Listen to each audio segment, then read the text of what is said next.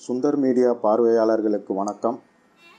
இன்னைக்கு நாம் வந்திருக்கிறது திருவொற்றியூரில் உள்ள அருள்மிகு வடிவுடையம்மன் திருக்கோயில். இந்த பதிவில் இருக்க தகவல் உங்களுக்கு முழுமையாக கிடைக்கணும்னு ஆசைப்படுறேன். காணொலியை கடைசி வரைக்கும் பாருங்கள். சேனலை சப்ஸ்கிரைப் பண்ணாதவங்க சப்ஸ்கிரைப் பண்ணிவிட்டு வீடியோவை உங்களுக்கு வேண்டியவர்களுக்கு ஷேர் செய்யுங்க. பெல் பட்டனையும் அழுத்திடுங்க. நன்றி. மூலவர் அருள்மிகு வடிவுடையம்மன், அருள்மிகு ஆதிபுரீஸ்வரர் மற்றும் திருவொற்றீஸ்வரர். கோயில் புனித மரம், அத்திமரம்.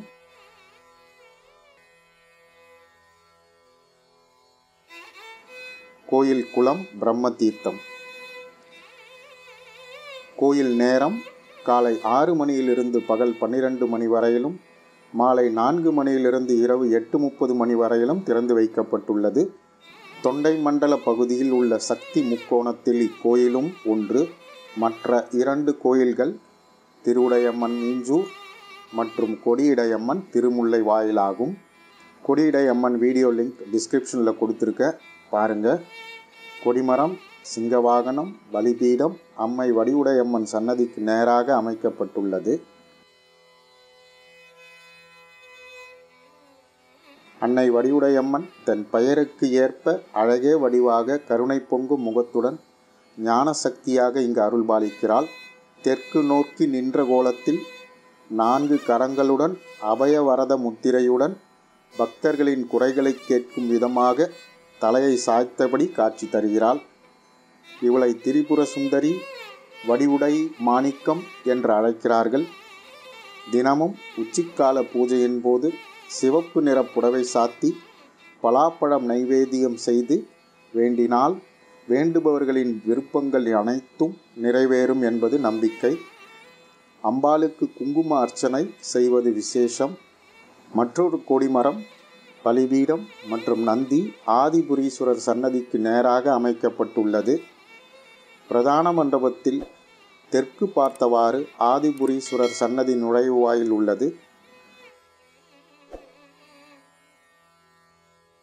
மூலவரான சுயம்பு ஆதிபுரீஸ்வரர் கிழக்கு நோக்கி காட்சியளிக்கிறார். அவர் கவசம் சாத்தப்பட்டு நாக வடிவில் சிவலிங்க திருமேனியில் சதுர வடிவ ஆவுடையாரில் வீற்றிருந்து அருள்பாலிக்கிறார்.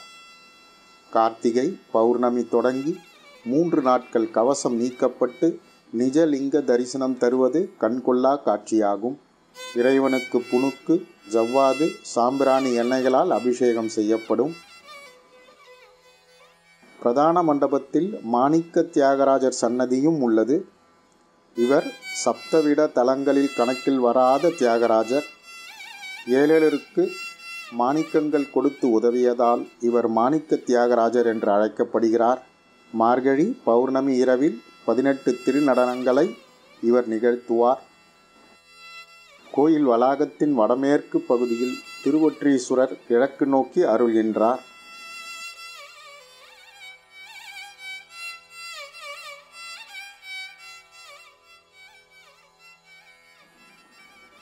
கோயில் வளாகத்தின் தெற்கு பகுதியில் பைரவர் சன்னதி உள்ளது.